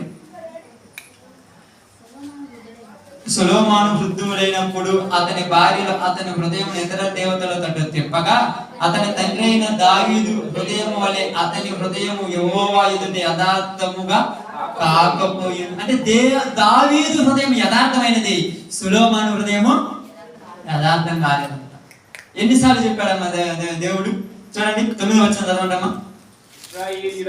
ఇశ్రాయేలీయుల దేవుడైన యెహోవా అతనికి 2 మారులు ప్రత్యక్షమై, 2 సార్లు ప్రత్యక్షమై. ఇప్పుడు 6వ వచనం చదవండి. ఈ ప్రకారం సొలొమోను యెహోవా దృష్టికి చెడునంత నడిచి తన తండ్రి అయిన దావీదు అనుసరించినట్టు యథార్థ హృదయంతో యెహోవాను అనుసరింపలేదు. అంటే దావీదు లాగా సొలొమోను లేడు అని బైబిల్ చెప్తుంది. దావీదు తప్పు చేశాడు, నేను కాదనట్లేదు, కానీ దావీదు తప్పు చేసిన తర్వాత తన జీవితాన్ని దావీదు ఏం చేశాడు? మార్చుకున్నాడు. మరి ఈరోజు దావీదు సొలొమోను మార్చుకున్నాడా? ఈరోజు మనం నేను తప్పులు చేయలేదని ఎవరు అనట్లా, అందరం నిలబడి నా నుంచి ప్రతి ఒక్కరం తప్పు చేసిన వాళ్ళమే, కానీ జీవితాలను మార్చుకున్నామా? అలాగనే కొనసాగిస్తున్నామా? దేవా శుద్ధ హృదయము నాలో పుట్టించుము, నూతన హృదయం నాకు కలుగ చెయ్యుము, నీ రక్షణ ఆనందమును మరలా నాకు పుట్టించుము. ప్రారంభంలో నా జీవితంలో నీ రక్షణలో వచ్చినప్పుడు నేను ఎలా ఉన్నానో, ఇవన్నీ అసహించుకున్నానో, అలాగ నేను ఉండటానికి కారణం నాకు తెలియజేయమని ప్రార్థన చేశాడు దావీదు. ఈరోజు రక్షణ ఆనందం నీలో ఉందా? దేవుని నమ్మినప్పుడు నీ కుటుంబంలో ఉన్న సంతోషం ఈరోజు నీలో ఉందా? వాళ్ళని చూసి నీ హృదయం ఎందుకు పాడు చేసుకుంటున్నావు నాకు అర్థం కాదా? పాడు చేసుకోవచ్చాము. నువ్వేమంటావు? బాధయ్య సొలొమోను కంటే ఎక్కువ బాధ ఉందా? దావీదు కంటే ఎక్కువ బాధ ఉందా? దావీదు మార్చుకున్నాడు కాబట్టి చరిత్రలోకి ఎక్కాడు, నువ్వు మార్చుకోలేదు కాబట్టి చరిత్రహీనుడిగా మారిపోయాడు. ఈరోజు పరిచర్యలు అందరితో, దైవజనులు అందరితో సేవాపూర్వకంగా ప్రేమతో మాట్లాడుకోవడానికి కారణం ఏంటంటే, కొన్ని పవిత్రమైనటువంటి పద్ధతులు వాళ్ళ హృదయాల్లో దాచిపెట్టుకుంటారు. అవి ఉన్నంత కాలం వాళ్ళు బాగుపడేది లేనే లేదు. ఎవరు తెచ్చిపెట్టారంటే, ఇక్కడ సొలొమోను వాళ్ళ భార్యలు తెచ్చారు. ఈయనకి ఎవరు తెచ్చిపెట్టారో వాళ్ళకే తెలుసు. నీకు ఎవరు తెచ్చిపెట్టారు నీకు తెలుసుగా. ఏమంటారు? అంతా బాగుంది కానీ ఇంట్లో వీళ్ళు కరెక్ట్గా ఉంటే నేను బాగా భక్తిలో ఉంటా. అబ్బా, వాళ్ళందరూ నీ మాట అసలు ప్రార్థన చేతవా? అంతా పర్ఫెక్ట్ ఉంటే అసలు ప్రార్థన కొత్తవా? నిజంగా చెప్తున్నది బైబిల్, శుద్ధ హృదయము నాకు మరలా కలగజేయమన్నాడు. మరణ పడకలోకి వెళ్ళిపోయాడు దావీదు. దావీదుకు చలి వేచున్నదని ఆ దేశపు స్త్రీలలో నుంచి చుట్టుపక్కలకి వెళ్ళి ఒక యవన కాలం ఉన్న స్త్రీని తీసుకొచ్చి దావీదు దగ్గర ఉంచిన దావీదు మరలా తప్పు చేయలేదంట. ఎంత గొప్ప మాట చూడతా. మరలా నీ కళ్ళ ముందు అది కనపడ్డా నా కొద్దు అన్నాను అంతే. అంటున్నావా? కొరికి పుణ్యను గిలుక్కున్నట్టు బ్రెడ్లీ రాచగొట్టుకొని మళ్ళా గిలుక్కొని మళ్ళా తీసుకొని పుండి పెద్ద చేసుకోవడం ఉపయోగం ఏమన్నా? అదే రాయబడింది దినవృత్తాంతాల గ్రంథంలో, రాజుల గ్రంథంలో దావీదు గురించి. ఇదిగో చుట్టూ దేశాల్లోనికి వెళ్ళి ఒక స్త్రీ, యవన కాలంలో ఉన్నటువంటి అందమైన ఒక స్త్రీని తీసుకొచ్చి దావీదు దగ్గర ఉంచారంట. నీకు సరిస్తుంది, ఈమె దగ్గర నువ్వు ఉంటే సరిపోద్దంటే ఆయన ఆమెతో తప్పు చెయ్యలేదని రాయబడింది. చచ్చిపోయేంత వరకు తన జీవితాన్ని నిలబెట్టుకోగలిగాడు దావీదు. సొలొమోను పోగొట్టుకోగలిగాడు. ఈరోజు మన హృదయం కూడా అలాగనే ఉన్నాం. ఎన్నిటి వైపు మళ్ళీపోయాం మనం. నీ హృదయాన్ని తిప్పింది ఎవరు? అంత ఎక్కువ ప్రేమిస్తున్నావా? అంత ఎక్కువ ప్రేమించాడమ్మా భార్య నేనా? ప్రేమించి పాడైపోయాడు కానీ ఉపయోగం ఏముందా? నేను చూడండి ఎందుకు అలా చేశాడంటే గలతీ రాసిన పత్రిక 5:16 పౌలు గారు చెప్తున్నారు. చూడండి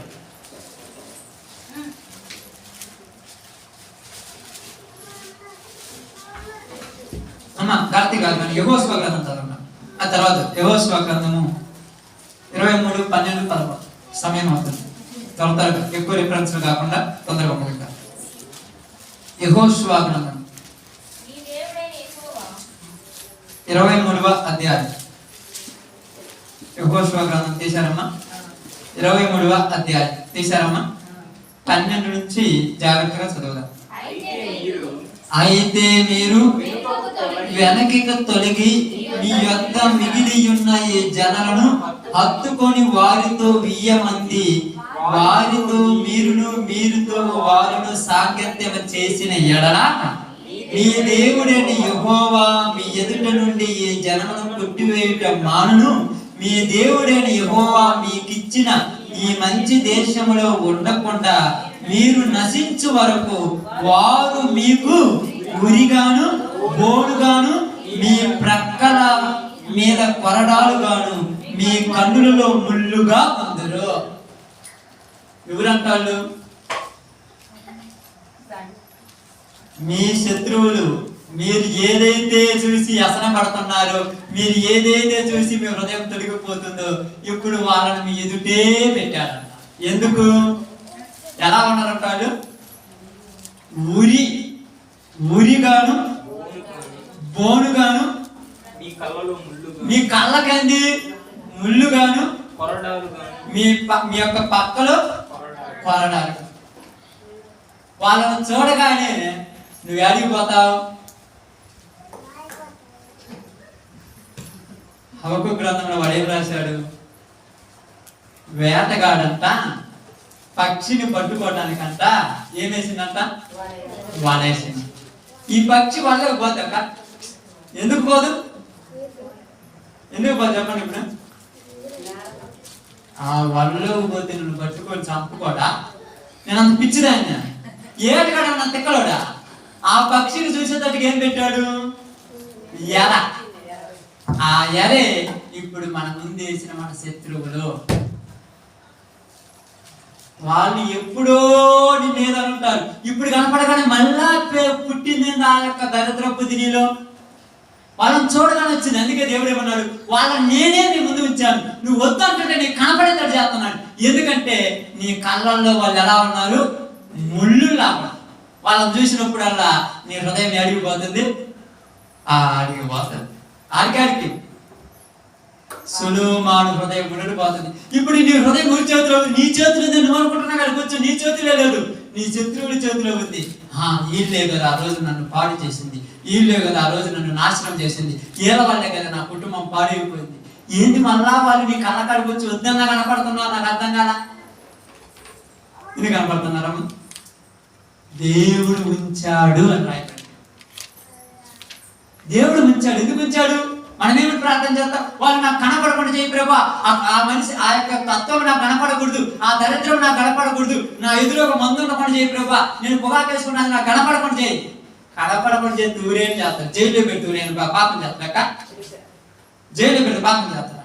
నీ కళ్ళ ముందున్నా చి అనేటట్టు నువ్వు మారిపోవాలి. ఇప్పుడు వాళ్ళు ఏమయ్యారంటే వాళ్ళకు బోను పెట్టాడు నీ ఎదురుగా. ఆ బోన్లో బాగా బోన్ రెడీ చేసి పెట్టాడు. ఇప్పుడు బోన్లో ఏమి వేస్తాం మనం? ఇంట్లో ఎలకలు ఉన్నాయి. అవి ఎంత తెలివిగాలో తెలుసా? మనం కళ తీసుకోగానే కడుక్కొని పోయి ముడుకుంటాయి. మనం ఎంత తెలివిగాలం? ఎలకలు పట్టుకోవడానికి ఏం చేస్తాం? బాండాల మందు పెట్టారు. బాండాలు లోపల పెట్టేసి రేటాలు అనేటువంటి పేస్ట్ ఎలా కోరిగట్టు అది లోపల పెట్టి బాండా మళ్ళీ ఎంతో చేసేసి అలా పెట్టగానే అది ఏమనుకున్నదంటే వీళ్ళు పిచ్చోళ్ళు బాండా నేను నిలబెట్టిపోయారు అనుకున్నాను. ఇప్పుడు దాన్ని ఏమన్నా తెలివేమైంది? దాన్ని చూడగా తెలివేమైంది.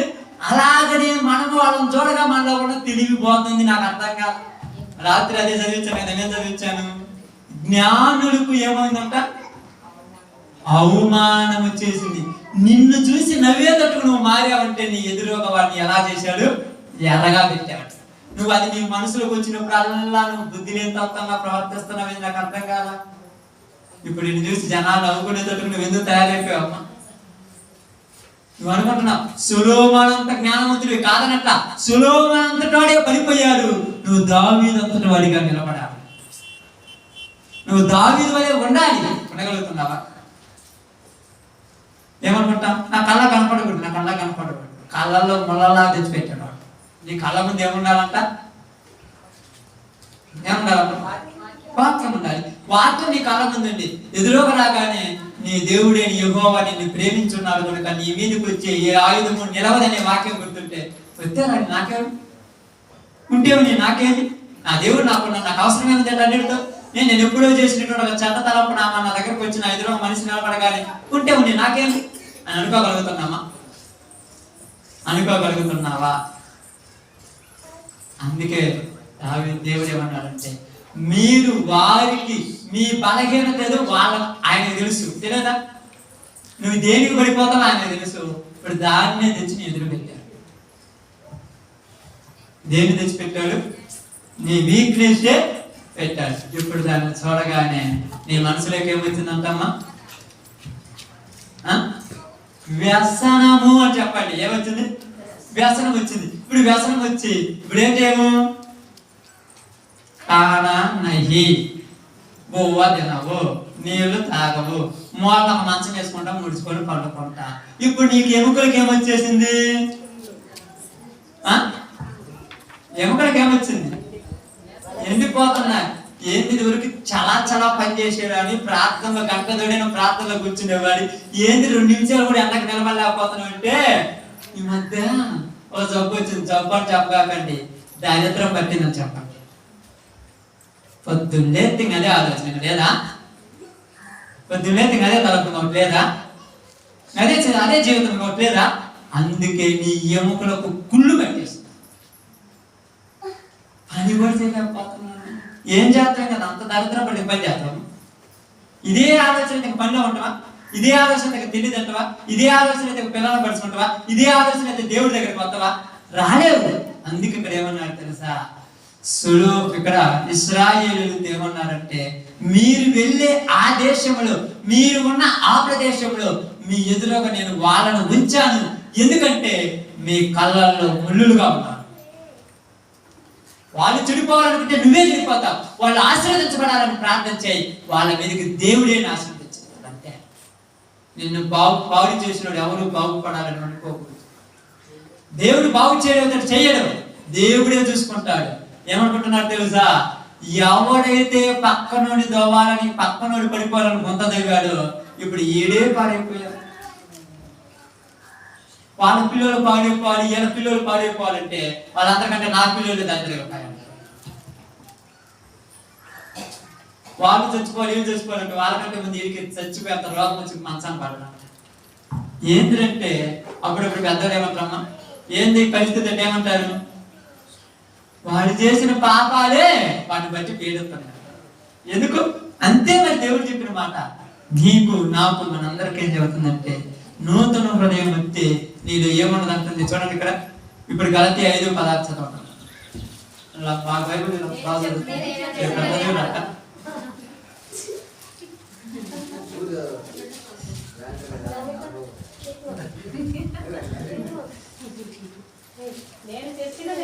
నేను చెప్పుడుదేమనగా ఆత్మానుసారముగా నడుచుకొనుడి, అప్పుడు మీరు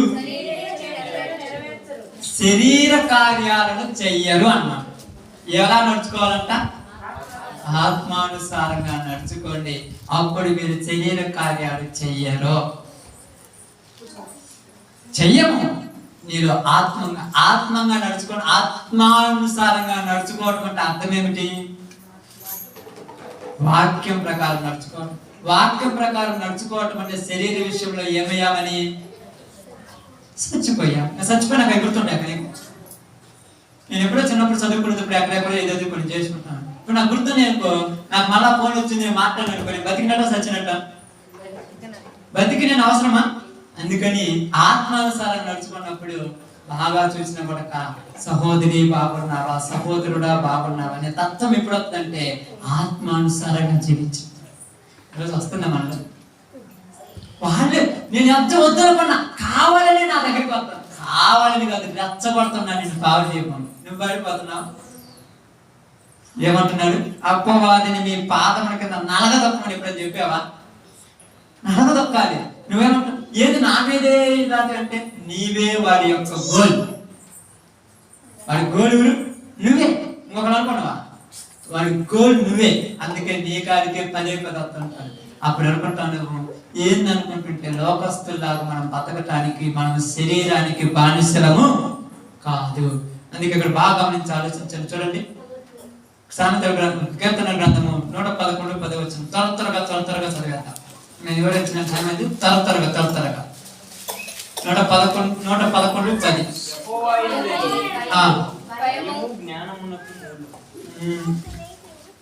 యెహోవా యందలి భయము అంటే ఇప్పుడు సొలొమోనుకు ఊరంటే భయం లేదు, మరి ఎవరంటే భయం వచ్చింది? అమ్మే నిజం చెప్పారు. భార్య అంటే భయం వచ్చింది కానీ దేవుడు అంటే భయం లేదు. అందుకని ఎవరు చెప్పింది అన్నారు? దేవుడు చెప్పింది అన్నాడా? యెహోవా యందు భయభక్తులు కలిగి ఉండటం జ్ఞానముకు. అంటే ఇప్పుడు సొలొమోనులో ఉండే జ్ఞానం ఏమైంది? పోయింది. జ్ఞానం కూడా పోదు. ఎందుకు పోదు? పోదమ్మా జ్ఞానం ఎందుకు పోదు? పోద్ది. మనం చేసే పనులు బట్టే మన జ్ఞానం పోతుంది. అదేవిధంగా సామెతల గ్రంథము 1:7 కూడా చూడండి. యెహోవా యందు భయభక్తులు కలిగి ఉండుట తెలివికి మూలం. ఇప్పుడు వచ్చి వాళ్ళందరూ వచ్చి సొలొమోను మేమందరం నీతో ఉండాలంటే ఇక్కడ బలిపీఠం కట్టండి అన్నాడు అనుకో. సొలొమోను అంటాడు, మీరుంటే ఎంత లేకపోతే ఎంత, మీరెవరూ లేనప్పుడే నన్ను రాజుగా చేసింది. ఇప్పుడు ఆయన లేకుండా మీరెందుకు నాకు అని అంటే వాళ్ళు వినేవాళ్ళే అన్నలా. నోరు మూసుకొని కాలకాడ కూర్చున్నారు. కానీ ఏమవుద్దమ్మా ముందే ఊహించుకుంటాం. ఎవరు వాళ్ళకి తెస్తాడు? ఎవరు ఊహించుకునేది ముందే? యోగ గ్రంథము 9:24 ఎక్కడ అనుకుంటున్నా ఒక మాట రాయబడింది. 9 ఎక్కడ ఉంటుంది ఒక మాట ఉన్నది. ఏది నేను వస్తుంది అనుకున్నాను అదే నాకు సంభవించిన ఎక్కడో రాయబడి 3:25 అంట. చూడండి అమ్మ, ఏది వచ్చునని నేను బహుగా భయపడుతును అది నాకు సంభవం. మీకు ఎందుకు ఎంత భయము? ప్రార్థన పోతే పొద్దున ఇంట్లోకి రానియరు. అంత భయం ఎందుకు?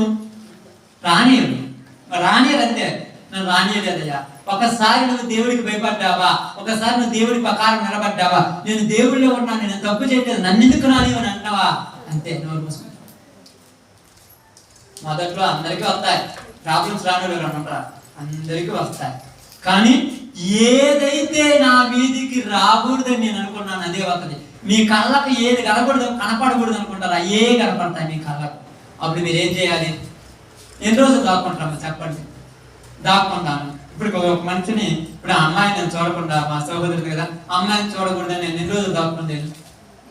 ఎదురు కనపడ్డా కూడా చీ అనేటట్టు స్వభావం మారాలి. అలా ఎప్పుడు వస్తుంది? దేవుడు కొత్త హృదయం మనలో పుట్టించినప్పుడు వస్తుంది. పాతది ఉంటే అప్పుడు వెళ్ళగారా అంటే అప్పుడు గుర్తున్నాం అనుకుంటే ఇంకా నీ బుద్ధి మారలేదని అర్థం. పాత ఇది మరీ గుర్తు పెట్టుకుంటారు. ఇసుకే మాట్లాడుతూ ఏమన్నాడంటే అక్కడ, నీ పాపములన్నీ నా వెనక తట్టు నేనేం చేశాను, సముద్రంలో పారవేశానని దేవుడు అంటున్నాడు. హిజ్కియా మళ్ళా ప్రార్థన, అయ్యా నేను ఆ తప్పు చేశాను, ఈ తప్పు చేశానంటే దేవుడు అంటున్నాడు నాకు గుర్తు, మరి నీకెందుకు గుర్తున్నాయి? నేను క్షమించాను కానీ నువ్వు మరి గుర్తు పెట్టుకోండి. నేను చూడండి మన తర్వాత అదేవిధంగా సామెతల గ్రంథము 6వ అధ్యాయం, సామెతల గ్రంథం 6వ అధ్యాయం 23-24 టక్ టక్ టక్ చదవాలి. ఏందమ్మా? ఆజ్ఞ దీపముగాను ఉపదేశము వెలుగుగాను ఉండును, శిక్షార్థమైన గద్దింపులు జీవ మార్గములు. చెడు స్త్రీల యొద్దకు పోకుండా పరస్త్రీ పలుకు ఇచ్చకపు మాటలు లోబడకుండా అది నిన్ను కాపాడును అని ఎవరు చెప్తున్నారు ఇక్కడ? సులోమోను చెప్తున్నారు. ఆజ్ఞ ఎలా ఉన్నదంట? దీపము. దీపం ఎందుకమ్మా ఉపయోగపడేది? దీపం దేనికి ఉపయోగపడుతుంది అక్క? చీకటిలో కనబడడానికి ఉపయోగపడుతుంది. ఇప్పుడు అందరూ చీకట్లు ఉన్నారు, ఈ వాక్యం నీ కళ్ళ ముందు ఉంటే నువ్వు ఎలా పోవాలని తెలుస్తుంది. ఇప్పుడు వాక్యం లేకపోతే ఏమంటున్నాడు? 25 వచ్చిన చూడండి, దాని చక్కదనమందు నీ హృదయములో ఆశపడకము, అది తన కనురెప్పలను చికిలించి నిన్ను లోపరుచుకొనును. అంటే ఏది గురించి మాట్లాడుతున్నాడు? సులోమాన్ అయితే స్త్రీల గురించి మాట్లాడుతున్నాడు, దేవుడు అయితే లోకం గురించి మాట్లాడుతున్నాడు. లోకము కోరికల చేత నిన్ను ఆకర్షిస్తుంది, రా రా. అప్పుడప్పుడు పాపం ఎన్ని ఉంటాయో, ఇంటి నిండా ఉంటాయి, తగలబెట్టినా కూడా ఇంకా ఎక్కువ ఉంటాయి, కొత్తగా పోతుంది. మళ్ళీ ఉందే ఇట్లా సారి ఏ రోజన్నా నీ సేవలో, నీ పరిచర్యలో, నీ కష్టార్జితంలో ఒక 500 1000 రూపాయలు దేవుడి సేవకు ఇచ్చావా? దాని మీద ఆశ లేదు. ఏ గాడికి ఏటి మీద కొత్త రకం వచ్చింది, ఒక ప్రాంతానికి వెళ్ళి కొత్త ఆత్మను సంపాదాలని ఏ రోజైనా 100 రూపాయలు 1000 రూపాయలు ఖర్చు పెట్టావా? మనకి డబ్బులే. మరి ఇప్పుడు మీరు మీకు ఇంట్లో వాళ్ళ తెలియకుండా ఎన్ని తగలబెడుతున్నారు తెలుసా? సులోమాను అంటున్నాడు, నీ కన్నులకు అందం కనపడుతుంది, అది నిన్ను ఆకర్షిస్తుంది, దాని దగ్గరికి నువ్వు పోకుండా ఉండాలంటే నీ హృదయంలో ఏముండాలి? జ్ఞానము, వాక్యము. అది నీకు వెలుగుగా ఉంటే అది నాకెందుకు? ఇప్పుడు నీకేం గుర్తొస్తుంది? అప్పుడప్పుడు మీరు పాడతారు పాట, ఏం పాట? పువ్వు లాంటిది 2 రోజులు కట్టుకోవడం, 3వ రోజు పోతే చి అంటావు నువ్వే. దానికోసమే నీ జీవితం అంతా అనుకుంటావు. అదే నువ్వు ఒక 10 లక్షల రూపాయలు, 10 కోట్ల రూపాయలు, 10,000 కంటే విలువైనది ఏంటి తెలుసా? ఆత్మ. అది ఎప్పుడైనా ఎంతమంది వచ్చి నీకు అనిచి తీసేసుకోలేదు, అది నీదే. ఇప్పుడు సులోమాను అది అన్నాడు, దేవుడి మందిరాన్ని కట్టిన నా చేతే దేవతలకు మందిరాలు కట్టించారంటే వీళ్ళతో జాగ్రత్త అని చెప్పాడు. కృష్ణుడు చెప్తుంది, దేవుడి మందిరాన్ని కట్టిన నా చేతే వాళ్ళ దేవతలకు మందిరాలు కట్టించారు, వీళ్ళతో చాలా జాగ్రత్త మీరని చెప్పారు. దేవుని విషయం, లోక విషయంలో చెప్పండి అక్కడ, దేవుని విషయం. అందుకే చూడండి, చాలా మంది ఏమంటారు, బలహీన అయిపోవడానికి కారణము ఏంటయ్యా ఇలా ఉన్నారు. సేవకుడేమో సువార్త పనిలో ముందు ఉంటాడు, సేవకురాలేమో యాడికి పోతున్నావు నన్ను కాదనుకుంటే కొద్దిగురు వార్తలతో నాతో మాట్లాడవా, ఏమో పట్టింది పెద్ద దెయ్యం. ముందు దీన్ని వదిలిసుకుంటే కానీ ఈ సేవకుడు బాగుపడు. నేను పక్కా చెప్తున్నా, లైవ్ లో చెప్తున్నా. ముందు ఈ దరిద్రాన్ని వదిలిసుకుంటే కానీ వాడి సేవలో ముందుకు వెళ్ళిపోవాడు. దాన్ని రెండింటిని లాగలేక మధ్యలోనే ఊడిపోతానే. 2 పడవ మీద కాళ్ళు 2 పెడతారా? దేవుడికి సిరికి దాసులు ఎవరైనా అవుతారా? కాలేరు. అందుకే ఇక్కడ చెప్తున్నాడు, నీ యొక్క హృదయములో నీకు వాక్యము దీపముగా ఉండాలంట. అందుకని ఏమన్నారు తెలుసా? మొదట నీకుండి ప్రేమను నువ్వేం చేసావంట? వదిలిపెట్టావు. ఇప్పుడు మళ్ళా నీకేం ప్రేమ కావాలంటున్నాడు ఆయన? మొదటి ప్రేమ నీలో ఉండాలంటే నువ్వేం చేయాలంట? రోమీయులకు రాసిన పత్రిక 12:9 తర్వాత చదువుకోండి. చెడును అసహించుకోండి. ఏం చేయాలంట? చెడును అసహించుకోండి. చెడును అసహించుకున్న సులోమానుకు వాళ్ళతో ఈయనకు ఏమి పొత్తుతో కలుసుకుంటారా మీరు? మీకు పొత్తు ఉండాలి అవసరం. ఎప్పుడైనా నేను అప్పుడప్పుడు చెప్తుంటాను మీకు, అందుకే రాత్రి కూడా చెప్పాను, ఇప్పుడు మళ్ళా చెప్తున్నాను. మీ కుటుంబాలలో దేవుని బిడ్డలను చేసుకుని ఒక గంటలు కూర్చోబెట్టుకుని మాట్లాడుకోండి, బాగుపడతాను మీ కుటుంబాలను. దరిద్రాలను తీసుకొచ్చి మీ ఇళ్ళలో కూర్చోబెట్టి బాగుపడితే వాళ్ళకుండా దరిద్రం కూడా అర్జించిపోతాను. నీకు పోతా నీ ఇష్టం. పిలుచుకోండి. నీకు ఒక్కదానికి బోరు పడుతుంటే రా, వాక్యం చెప్పుకుందాం రా, ప్రార్థన చేసుకుందాం రా, వాళ్ళ గురించి వాళ్ళ గురించి చెప్పుకుందాం రమ్మని అసలు పిలవద్దు దయచేసి. తప్పేముందమ్మా. అందుకన్నా తెలుసా, జ్ఞానము ప్రతి చెడు నుంచి నన్ను కాపాడుతున్నాను. నీకు తెలియదు వాక్యము, నీకు రాదు వాక్యము, వాక్యం చదువుతున్న దగ్గర కూర్చొని చదివించుకొని నేర్పించుకోండి. తప్పేముంది. నీ ఆధార్ కార్డులో డబ్బులు ఉన్నాయో లేవు అందరి దగ్గర పోయి పది అడుగుతుంటవే. డబ్బులు పడ్డాయి ప్రతివాడిని పోయి అడుగుతున్నా, చూడయ్యా నీ సిలువ నాకు చూడని అడుగుతావే. వాక్యం పోయి అడిగించుకొని చూపించుకోవడం తప్పేది నాకు అర్థం కాదు. తెలివి ఇది మనకు అసహ్యం అన్నమాట. అందుకేమన్నా తెలుసా, నా నోట నేను ఏమంటున్నారు చూడండి, యెషయా గ్రంథము 29:13 ప్రార్థన చేసుకునే ముందు ఒక్కటి చదువుకొని ప్రార్థన చేసుకున్నాం. 29:13 దేవుడే ఇలాగ మాట్లాడుతున్నాడు. ఈ ప్రజలందరూ నా దగ్గరకు వచ్చేది ఎలాగంటే నోటి మాటలతోనే వస్తున్నారు కానీ పెదాలతోనే నాకు స్తోత్రము హల్లెలూయా స్తుతి మహిమ అది ఏదని కేకలేస్తున్నారు కానీ వాళ్ళ హృదయం నాకు దూరముగా ఉన్నదన్నారు. అంతేనమ్మా? వాళ్ళ హృదయంలో నాకేమి లేదు, చోటు లేదు. మరి ఎక్కడుంది చోటు? ఈ పెదాల దగ్గర చోటు. యేసయ్యా వందనం, యేసయ్యా స్తోత్రం. ఆగినోడు కూడా లేగానే యేసు ప్రభువా, పొద్దునే లేగానే యేసయ్యా నన్ను కాపాడేయనుకుంటావు. మనపడి తేడా ఏముంది? మేము కూడా రోజు వేసుకుని అనుకుంటున్నాం, తప్పే ఉంది. కానీ పెదాలతో కాదు, హృదయంలో ఉండాలి వాక్యం. లేకపోతే నీకున్న ఘనత చివరిలో ఏమవుద్ది? అవమానంగా చేయాలవుతుంది. ఉన్న ఘనత నువ్వు ఎక్కడైతే గొప్ప పేరు తెచ్చుకున్నావో అక్కడే నీకు చెడ్డ పేరు వచ్చేటట్టు తయారు చేస్తుంది జ్ఞానం లేని వాడికి. కాబట్టి ఈరోజు మీ అందరికీ నేను చెప్తున్నాను, సొలొమోను పడిపోయి పాడైపోయి నాశనం అయిపోవడానికి కారణం ఏంటంటే బైబిల్ వాక్యం చదవలేదు. వాక్యము చదవకపోయినప్పటికీ దేవుడు వచ్చి చెప్పించాడు, చెప్పించినా కూడా వినలేదు కాబట్టి ఏం కట్టించాడమ్మా? మళ్ళా బలిపీఠాన్ని కట్టించాడు. అప్పుడప్పుడు మీరు అంటారు, బాప్తిసం తీసుకుని ఉంటారు, కొంతమంది ప్రార్థన చేస్తుంటారు, దేవుళ్ళు ఉంటారు, ఆరాధన చేస్తుంటారు, మళ్ళా ఇల్లు పోయి మళ్ళా గుడులలో గోపురాలలో పూజలో పోతున్నారని అర్థమైంది. అలాగ తీసుకున్న వాళ్ళు మనం మీ సంఘాలలో ఎవరైనా ఉన్నారని మా సంఘంలో కానీ మనం మీరు చూసిన ప్రదేశాలు ఎవరైనా ఉంటామో వాళ్ళు ఒకసారి ఆలోచించండి. వాళ్ళు ఎక్కువ లోకస్తులతో సంబంధం ఎక్కువ పాడైపోయినాడు. ఎక్కువ వాళ్ళతోనే మాట్లాడతారు, వాళ్ళ గురించే మాట్లాడతారు, అక్కడే కూర్చుంటారు, ఇక్కడ కూర్చుంటారు, దేవుడి గురించి అసలు మాట్లాడారు, బైబిల్ చదవరు. అందుకే వాళ్ళు పాడైపోయారు. మీరు కూడా అలా ఉంటే మనం కూడా పాడైపోతారు. నిజమా? అంటే సొలొమోను కంటే గొప్పవాళ్ళమా? సొలొమోనుకి పాడైపోయాడు మనంతా. కాబట్టి వాడు ఏం చేసిందంట? మన కళ్ళ ముందు మన శత్రువులను మురులుగాను బోనుగాను మన కళ్ళల్లో ముళ్ళుగా పెట్టారు. వాళ్ళని చూస్తే నువ్వు ఓర్చుకోవు కాబట్టి వాళ్ళనే తెచ్చి నీ దగ్గర పెడతారు. ఇప్పుడు నువ్వు పోయి మూల పడుకొని నిద్రపోతా. ఏందమ్మా మూల పడుకున్నావంటే పుళ్ళు పట్టింది వెనకరికి. వాక్యం లేదు కదా ఉదయంలో విన్నా వాక్యం ఏంటంటే ఎందుకో ఏంటో అలాంటి తత్వం ఈ రోజు నీలో నాడు చచ్చిపోవాలంటే మనం ఎల్లప్పుడూ దేవుణ్ణి ధ్యానాంశంలోనికి వెళ్ళాలి. అలాంటి కృప దేవుడు మనకు అనుగ్రహించును గాక. ఆమేన్. అందరం కూడా తల వచ్చి ప్రార్థన చేద్దాం.